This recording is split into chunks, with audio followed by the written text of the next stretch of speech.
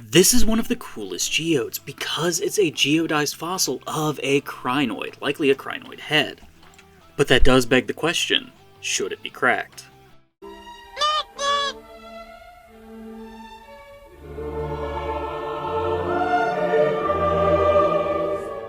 Crack him.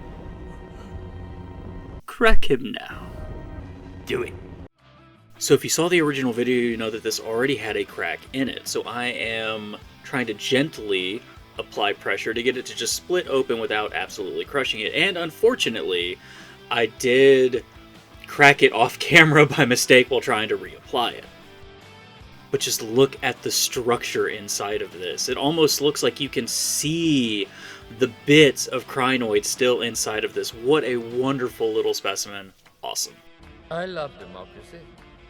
Like, comment, and subscribe. Have a good day.